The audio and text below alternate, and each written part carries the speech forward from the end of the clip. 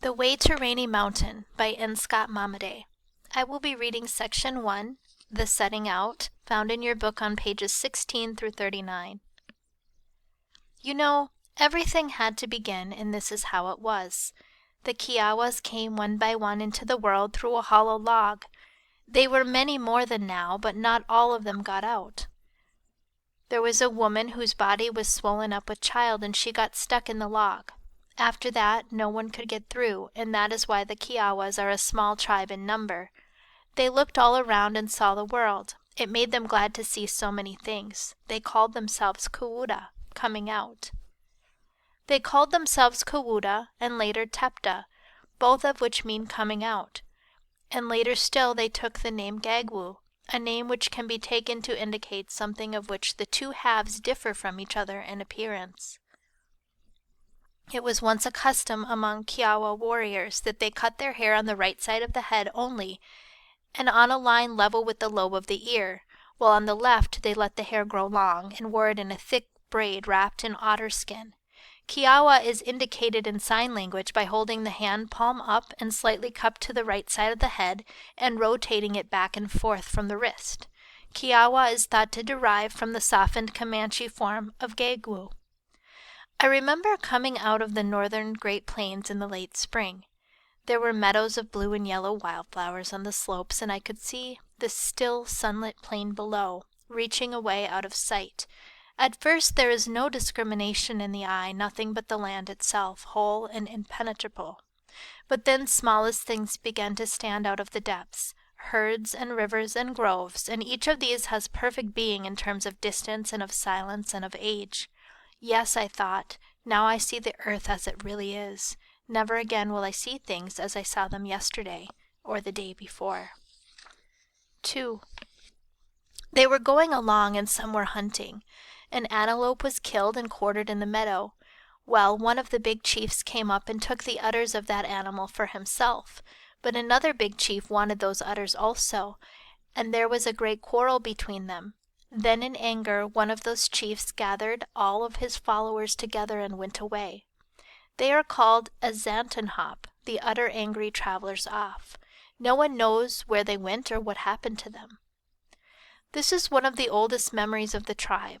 There have been reports of a people in the northwest who speak a language that is similar to Kiowa.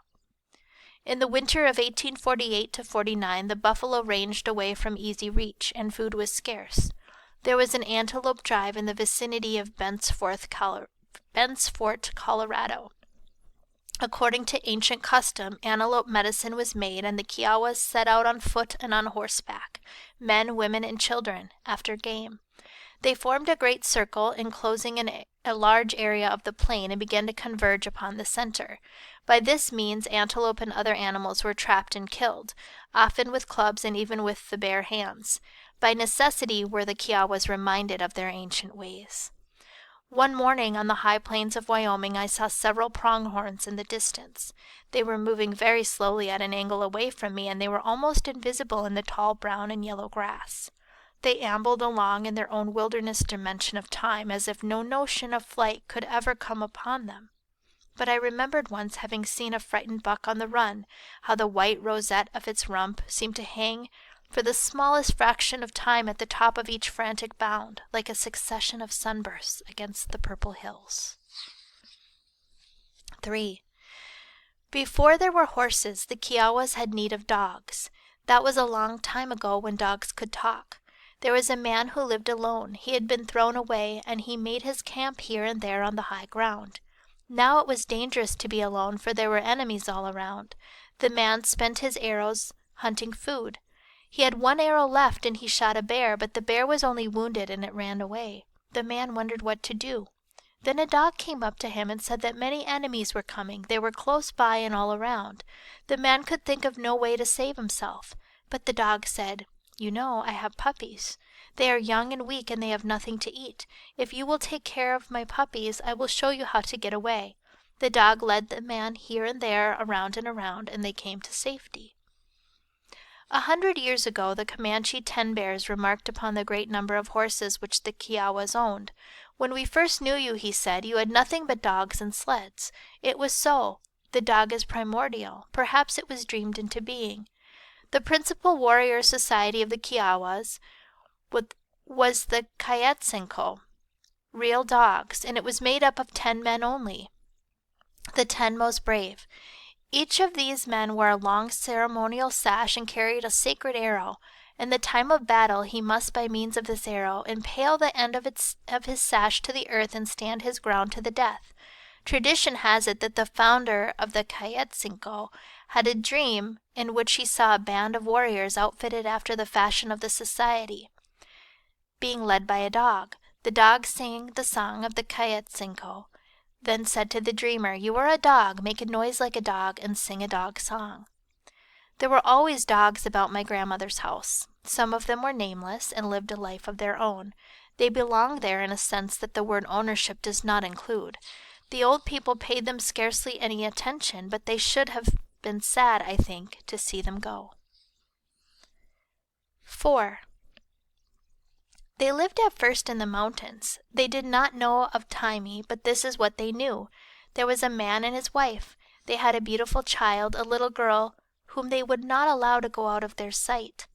But one day a friend of the family came and asked if she might take the child outside to play. The mother guessed that would be all right, but she told the friend to leave the child in its cradle and to place the cradle in a tree. While the child was in the tree, a red bird came among the branches. It was not like any bird that you have seen. It was very beautiful, and it did not fly away. It kept still upon a limb close to the child. After a while the child got out of its cradle and began to climb after the red bird. At the same time the tree began to grow taller, and the child was borne up into the sky. She was then a woman, and she found herself in a strange place. Instead of a red bird, there was a young man standing before her. The man spoke to her and said, "I have been watching you for a long time, and I knew that I would find a way to bring you here. I have brought you here to be my wife." The woman looked all around. She saw that he was the only living man there. She saw that he was the sun. There the land itself ascends into the sky. These mountains lie at the top of the continent, and they cast a long-range shadow on the sea of grasses to the east. They arise out of the last North American wilderness, and they have wilderness names: Wasatch, Bitterroot, Bighorn, Wind River.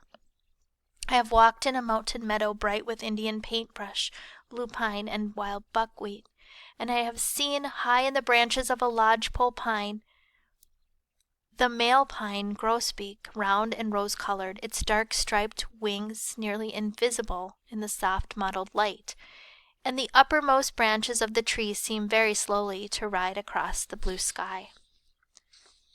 5. After that the woman grew lonely. She thought about her people, and she wondered how they were getting on.